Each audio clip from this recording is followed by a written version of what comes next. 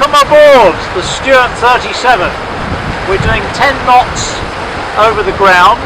We've just left Lymington. Her owner Chris Ruston has kindly let me take the helm, and what a thrill it is. Fantastic boat. She's 8-foot draft, 11-foot beam, and all the statistics we're interested in at the moment, the ones on these panels here, showing we've got what, 27 knots apparent. We're doing 10 knots over the ground. We've got a couple of knots of flood with us, and we'll be in Cowes in about half an hour.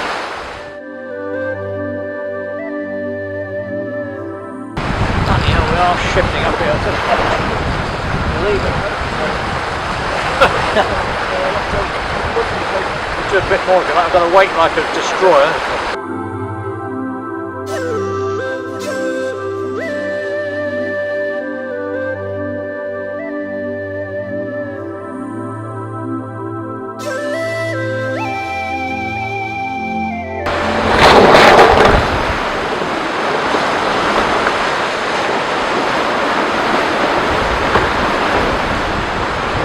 Breeze there.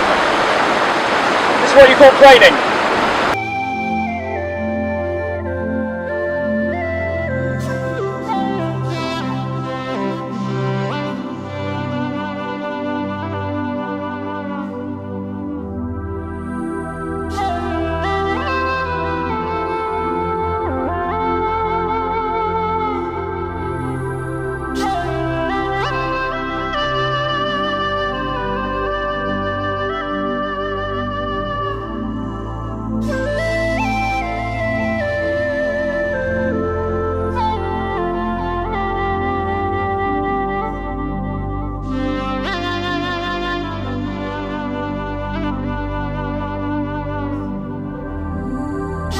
Had a fun little sail from Lymington with 25-30 knots up the chuff, and we popped the little kite because we thought Mr. Durham would like to see what it's like to surf at 12-13 knots, which he seemed to enjoy, except he didn't concentrate and we had a little falling over, which is probably not so good for the cruising people, but we enjoyed it anyway. And then we got the kite down, but we went trawling with it, but no mackerel I'm afraid, because it's still blowing 20+ knots. But we think the cruising fraternity would have enjoyed it, possibly. That was remarkable. We've come down Solent under Spinnaker, and we tack back up into Cowes now. All sorts of speeds going on. The skipper wants to do one more ASAB, and then he's talking about buying a cruising boat. But to be honest, after that kind of speed, how can you turn your back on this boat?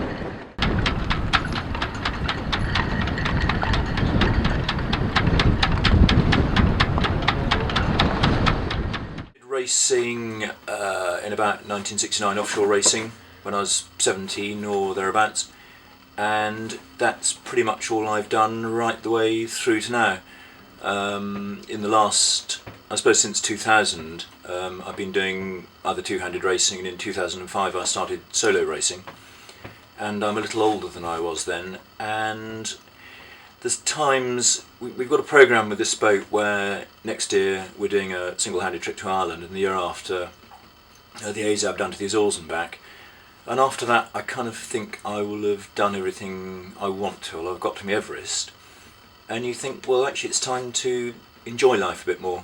We did Round Britain Ireland in 2010, which was 4 stopovers, and you look at the places that we missed, especially up around the west coast of Scotland, and we just went piling past it, and you think actually it's time to stop and enjoy that. And creek crawling as well. Trundling down to the Azores, you take 6-7 days down there and you don't see anything. But if you go down the West Country, you've got little nooks and crannies all the way down. And I just feel that by then I'll be 63, that's 2015, and I think I maybe want to take it a little bit quieter.